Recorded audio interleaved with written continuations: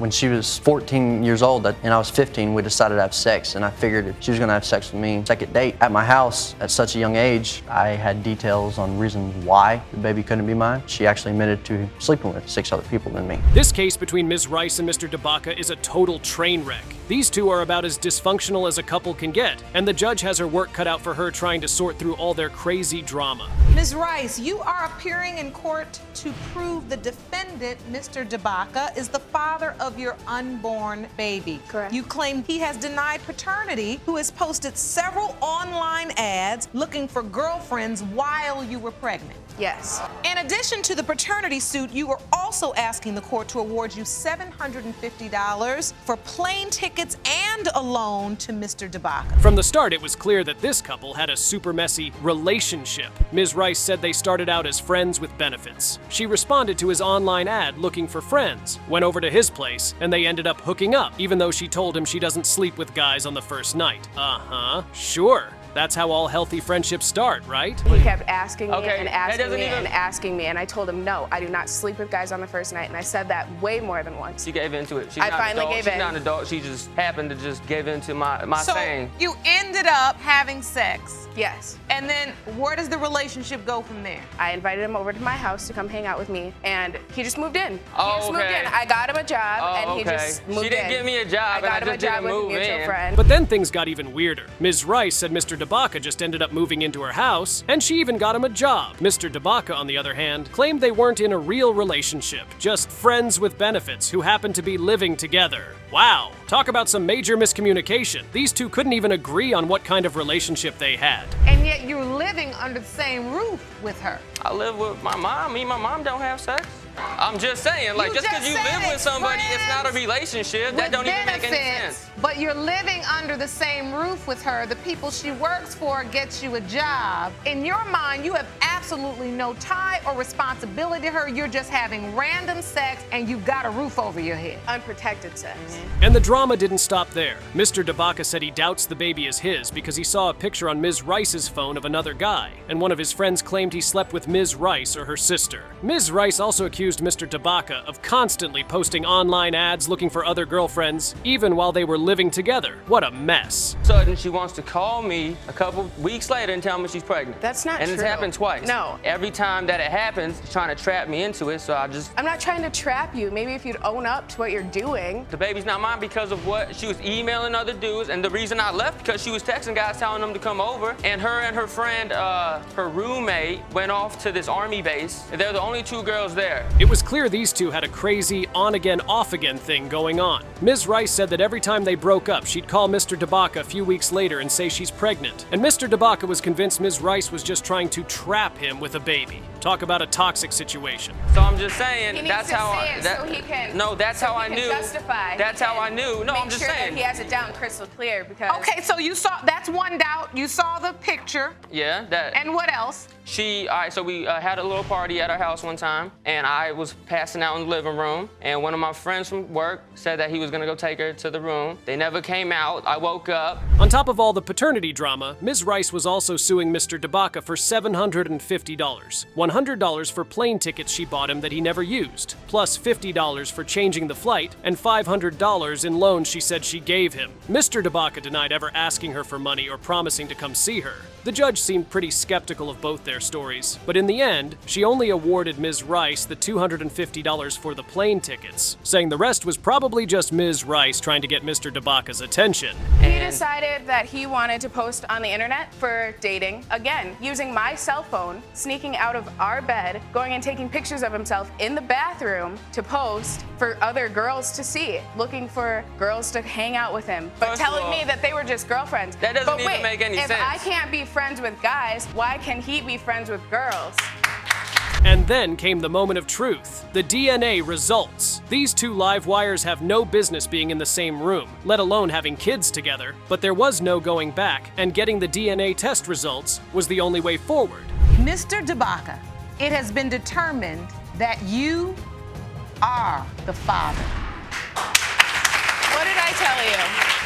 What do you have to say? Nothing to say now. I'll take responsibility and take care of my child. I just wanted to be sure. Exactly what I want you to do. Can I apologize to her? You absolutely can. I'm sorry, Destiny. This next case is about a woman who just can't seem to keep her hands off the neighborhood ice cream man. Hope you have a sweet tooth because this is about to get sugary. Miss White is convinced that the neighborhood ice cream man, Mr. Flowers, is the father of her 4-month-old son, Major. Ooh, this is gonna be good. Ms. White, you say you have no doubt when it comes to who your 4-month-old child Major's biological father is, even though you were intimate with the neighborhood ice cream man during the window of conception. You are seeking a DNA test as well as $1,846.54 in child care expenses, correct? Correct. But Mr. Flowers ain't buying it. He's got some serious doubts about whether he's the daddy, and he's not too happy about Miss White trying to pin this kid on him. He couldn't fit him, and he probably would have took about 3 months for him to be able to fit the clothes. Well, you know we buy the baby stuff a little bit big so they have room to grow. Right. Not 4 or 5 months too big. Oh, The summer was around the corner. Listen, did you take the clothes back because they couldn't fit him, or No. did you take the clothes back because you didn't? Because he believe it was wanted your child? cigarettes, he didn't have no money, and beer, You whatever. took the baby's clothes back for cigarettes? Pretty much. No. Things really start to heat up when Miss White drops the bombshell that she was also getting it on with another guy, Mr. Miles, during the window of conception. Uh-oh, looks like we've got a love triangle on our hands. Me and Mr. Flowers, that's all we did was have sex. You know, that was our relationship, was based on sex. Unprotected sex at that, so. And you were having sex with Mr. Flowers during the window of conception, Yes. and you weren't using protection. No, ma'am. Mr. Flowers, you say you have doubt. Yes, ma'am. Mr. Flowers is not impressed, and he's even got the text messages to prove it. Apparently, Miss White was trying to get Mr. Flowers to step up and be a dad, while also hitting up Mr. Miles for some extra cash. Yikes, this girl's playing the field. He had other females that he was with, so of course this wasn't going to bother him. Did you ever tell him you were pregnant? Yes, ma'am. I actually inboxed him the pregnancy test. And your response was? Nothing. I don't He know. never responded. No. And so all the way through your pregnancy, Mr. Flowers wasn't there? No doctor's appointment? No doctor's appointment. When Major nothing. was born? He came around like in February. I let him come back because I wanted him to see his son. But Mr. Miles ain't buying it either. He's got 8 kids of his own, and he can tell just by looking at Major that the little guy ain't his. Mr. Miles' fiance, Miss Whitfield, isn't too happy about this whole situation, and she's letting everyone know it. She filed asleep, text message come through, and man, I don't even know where to begin that, Judge. It get real And explicit that's only and because he everything, wasn't man. around. He wasn't around. I never said nothing to her neither, because I ain't the argumentative, fighting type of guy. I find out what it is, keep my grass cut now. At this point, the judge is just shaking her head, trying to make sense of all the tangled web of relationships. She decides it's time to get to the bottom of this and orders a DNA test to determine once and for all who the baby daddy is. So, Mr. Flowers, was she asking you for diapers or anything for the baby as well? And the whole pregnancy, this is what I was going through, Your Honor. And What this- is that, sir? The whole Will you hand pregnancy. that to me, text please? messages from her phone. The whole time he It's like texted me asking for sex. It's like this. Wasn't about the baby. You've handed me evidence. These are text messages Yes, ma'am. from Ms. White to you. Yes, ma'am. While we wait for the results, the judge lays down the law, telling Mr. Flowers that if he is the father, he's got to step up and take care of his kid. No more excuses, buddy. Miss Whitfield has got a lot to think about, too. Will she still go through with the wedding if Mr. Miles turns out to be the father? She'll have to make up her mind quickly, because the DNA test results are in, and the truth is about to be revealed. In the case of White versus Flowers, when it comes to 4-month-old Major White, it has been determined by this court. His father is Mr. Flowers. Thank you, Jesus. Yeah, you're I right. knew Thank that. you, Jesus. I already knew that.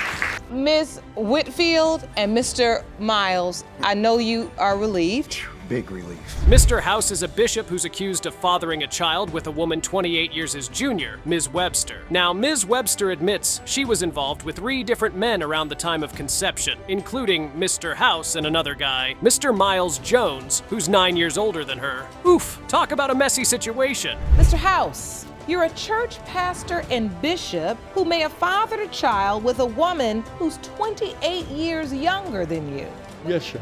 Now, Ms. Webster, you admit you were involved with 3 different men during the time you conceived your daughter, including Mr. House. Yes, Your Honor.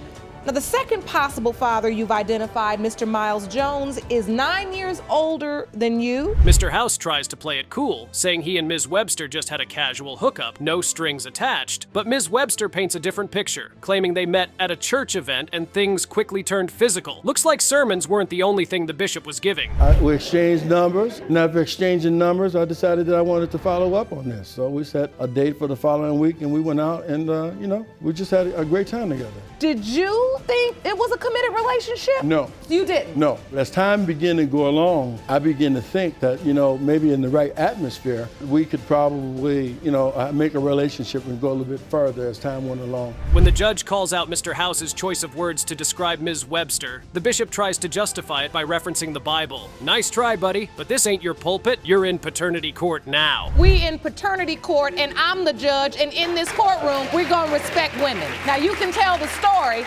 without calling her names. So you're saying you met her at a fast food place. She's saying you all were at church, but regardless, you decided to be in a sexual relationship. Was it more than a sexual relationship? No, or it was just a hookup.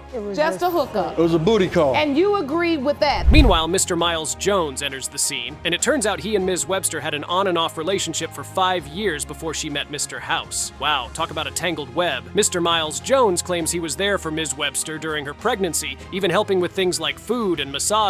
Sounds like he's ready to step up and be a dad, but is the baby actually his? But there's some differences, Your Honor, when I think she was with me and when she's with him. I think she's with me for money. Well, how do you think that when you never even gave me a penny? Because things could be, the things that I could do. But did you do it? I did. She'll tell you that her phone was off. Her phone went on. My bankroll was on spoil, and I kept hers on spoil as well, too. Never. My phone bill was off of 2 months. I'm sure glad your bankroll was on swole for baby Amelia, and just in case. Things get even more complicated when Ms. Webster reveals that she never even told Mr. House she was pregnant, and he only found out 30 days ago when his superiors called him about it. Yikes, talk about a bombshell. When I found out I was pregnant, I was trying to contact Mr. House. His phone was disconnected. First, I never knew he left town. And then I didn't even get in contact to tell him until after I had my baby, which he denied her to the fullest. He denied her. He wanted a DNA test. He didn't want nothing to do with my baby. That's not true. And for his money to be on full when I asked him for diapers and everything, where was that? Because they was nowhere near around. I had to buy them diapers. I'm the one that turned No, the phone let me say on. this. The judge tries to get to the bottom of the timeline, and it's clear Ms. Webster has been, shall we say, quite busy with her romantic life. She admits to sleeping with multiple men, and Mr. Miles Jones even accuses her of tricking them. Just 30 days ago, I have never spoken to her, but that the last time I told him that I just had his baby in August and he of denied it. 2013. That was the last time we spoke together. He never. All right. Let me just say this, Your Honor. We're here because I made the phone call to come. When I found out immediately, Exactly, so why didn't when you the call auntie me? called me and told me, immediately I called. So hold on, Mr. Miles Jones, I want to figure out what was happening with you at this time. But Mr. Miles Jones seems determined to be there for the baby, even if he's not the father. He tells the court he's been supporting Ms. Webster and the baby since day one, and he even wanted to put his name on the birth certificate. Maybe there's hope for this little family after all. You said she told you you were the father. Yes, when I asked her, after never she told me told she you was were pregnant, I my said, baby oh, father. well, do you think I'm the father? She was like, well, you are the father. That's why I'm telling you. Because That's a lie. When I told him it was a possibility, and when I had her, he was there. He even wanted me to give her last name, and he even wanted to sign the birth certificate. And then, the moment of truth, the DNA results are in. Is the foul-mouthed Bishop Little Amelia's dad, or is the man who stepped up finally going to be vindicated? We're about to find out. Mr. Miles Jones, you are not her father. in my eyes, that's still my daughter. So you plan to still be here for beautiful Yes. Amelia. Mr. House, it has been determined by this court that you are not her father. We've got a young couple, Tanner and Caitlin, who clearly jumped into adulthood way too fast. At just 14 and 15 years old, they were already having unprotected sex and talking about having a baby. Talk about a recipe for disaster. And the drama doesn't stop there. Mr. Gray, you are suing your wife and the mother of your daughter for a paternity test. You and your parents claim Mrs. Gray lied to you about her sexual past, and since discovering the truth about her, you now all fear the baby is not your biological daughter. Yes, Your Honor. Mrs. Gray, you argue that your husband is destroying your marriage because he no longer trusts you. Tanner's mom, Jacqueline, really laid it on thick, didn't she? She caught wind that Caitlin had been talking to other guys behind Tanner's back, and she's not holding back. Apparently, Caitlin had admitted to sleeping with 6 other guys before getting together with Tanner. Yikes. Okay, let me get my mouth off the ground. Okay. They went to his bedroom Yes, and ma'am. had sex. Yes, ma'am. Okay, continue. Okay, within about 3 weeks, they called me into the bedroom. She explained to me that she was late on her period. I looked around for a few things to throw, and instead I went to the store and I got a pregnancy test, and I come back, tossed it at her, asked her if she knew how to use it, considering she was only 14 years old. And she said yes. She went to the bathroom, brought it back to me, and it was positive. Jacqueline is convinced Caitlin is just a gold digger who targeted her son because of their nice, big house. And she's got Tanner totally convinced that the baby might not even be his. Talk about a toxic situation. These two families are at each other's throats. She stayed for a couple days and... Oh, the second date lasts a couple days? Yes, ma'am. Wow, 15 and 14 years old? 2-day dates? Never heard of such. Okay. Yes, and they were supposed to be sleeping by the Christmas tree. Well, that didn't go over so well. Okay. So, and considering the fact of her family's background. But the real kicker is when Caitlin's grandmother, Ms. Woolhart, chimes in via Skype. She's furious that Jacqueline has been so unsupportive, especially when she's the one who's been taking care of Caitlin and the baby for the past 3 years. When you met Mrs. Gray, you obviously were interested in her. You took her on a date. Yes, ma'am. You had a 2-day second date. When you found out that she was pregnant, did you feel like this could possibly be my child? No, I didn't, because when she was 14 years old and I was 15, we decided to have sex, and I figured if she was gonna have sex with me on her second date at my house at such a young age. And let's not forget about Tanner and Caitlin's own questionable choices. I mean, sneaking off to the bedroom at 14 and 15 years old? That's just asking for trouble. These two kids clearly had no business being intimate at that age, let alone talking about having a baby. That you wanted to have a baby? Yes, Your Honor, but he also agreed to, because obviously I turned up pregnant. So if he didn't agree to it, then, I mean... So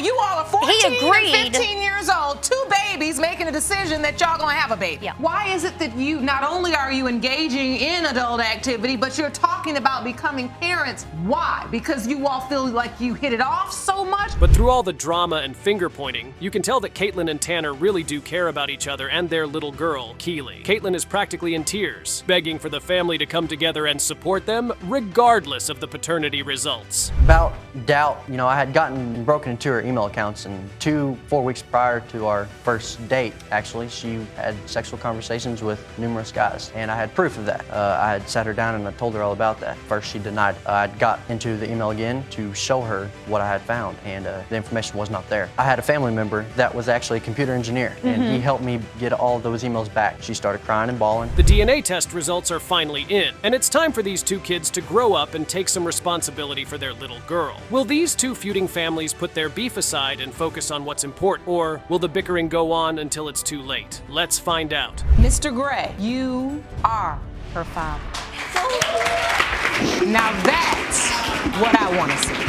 That of what the blessing of a beautiful, innocent child can do for a family. But I want to caution you both. You all started down the path to adulthood way too early. Let's be very honest. All right, so we've got Miss Graves Carroll, who's suing her husband, Mr. Baker, for a paternity test on their 19-year-old daughter, Vanisha. Ms. Graves claims their marriage is on the rocks, and she's hoping this test will help fix things. But surprise, surprise, Mr. Baker thinks Vanisha might not even be his kid. Your marriage is on the rocks and on the brink of divorce. Yes, ma'am. You're suing your husband, Mr. Baker, for a paternity test to prove that he's your 19-year-old daughter, Vanisha's biological father. You claim you're hoping this DNA test will fix your family. Mr. Baker, you claim you're not the father because your wife admitted that not one... Turns out, 22 years ago, Ms. Graves had another daughter, and Mr. Baker thought he was the dad for a whole year. but then a DNA test proved he wasn't the father. Ouch. No wonder the guy's got some trust issues. Graves says she was always honest about the possibility of other dads, but Mr. Baker's not having it. You're saying 22 years ago you had a daughter. Yes, ma'am. And for a year he thought it was his biological daughter. Yes. But you were honest that it may or may not be. Ultimately, you had a DNA test and it was determined that in fact he was not the biological father of your older daughter. Yes, ma'am. And this is the reason why you believe he has doubt concerning your daughter, Venetia. Correct. Now, Ms. Graves is saying Mr. Baker's been treating Venetia with this tough love thing, but it's really just him cussing her out and being downright rude. Yikes! The judge is trying to get to the bottom of this, but these two are just going back and forth, blaming each other left and right. Mr. Baker, why are you cursing a 19-year-old girl? What is this behavior? I mean, verbal words come out due to the fact that, you know, hey, she felt like I hurt her. So, well, he does me the same So way. what I'm That's trying to the problem. understand is, Ms. Graves, you believe this treatment, the way that he interacts with your daughter is based upon his doubt. Yes. Our marriage is having problems. Just like he stated before, he doesn't know how to love. Turns out, Ms. Graves and Mr. Baker haven't even been married that long. Only 4 years, but they've been dealing with each other for 22 years, on and off. Yup, it's a roller coaster relationship. Ms. Graves claims she told Mr. Baker Venetia might be his when she was 5 years old, but he denied it and cussed her out in front of his family. You have always told him he's Venetia's father. Well, when she was 5, I mean, I made went to mistakes, him. though. I went to him to his mother's house, and I said, Michael, I seen some resemblance. So I went to him and I said, Michael, Mr. Baker, I think we need to do a paternity test. But do looks And always count? He Do looks always cursed me count? out and belittled me in front Oh, of my. many of people. Oh my. Now, Ms. Graves is bringing out this conception calendar she's got, trying to prove that Venetia was conceived during a Halloween party where she and Mr. Baker were intimate. But wait, there's more. Ms. Graves admits she was with 2 other guys around that same time frame. Uh-oh, looks like we've got some competition for the title of Venetia's dad. I'm not gonna say I didn't. He I did remember. it, but I'm not gonna See, say I that's the remember, problem. Your Honor. Because for the simple fact is, if we've already been this way, why wouldn't you come to me and say, let's have a paternity test if it was like that? You understand? Do Instead you of just remember saying, being oh, asked to have a paternity no, test? I don't remember that. I don't. As it remember- relates I to don't- Venetia? No, ma'am. No, ma'am. 19 Yes. years old, and a lot has happened since she was 5. Yes. Venetia herself takes the stand and she's just as confused as we are. She's got this love-hate relationship with Mr. Baker, and she's not sure who her real dad is. The judge is trying to get to the bottom of it, but these two are just not making it easy. Now she's dealing with a very serious medical situation. Yes, Your Honor. Surely you understand I do. I mean, I really that do. arguing and getting her upset doesn't do anything for her health, for her care. You understand that, Yes, right? I do. And so this situation is very important, not just to her, but Venetia. But at the same time, when you have doubts, because there are other people involved, you know, 1, 2. All right, the moment of truth has arrived. The DNA results are in. The judge is about to reveal Venetia's paternity, and with Mr. Baker and Ms. Graves at each other's throats, it couldn't come at a better time. Judge Lake, take it away. Mr. Baker, you are not her father. You're my daughter no matter what. Okay. I'm sorry. I'm sorry, y'all. I just want to. I'm sorry. I'm sorry. I would say a few words that I hope would help a family that's in your position and any family that comes into this courtroom. Help them move forward because that's what this is about.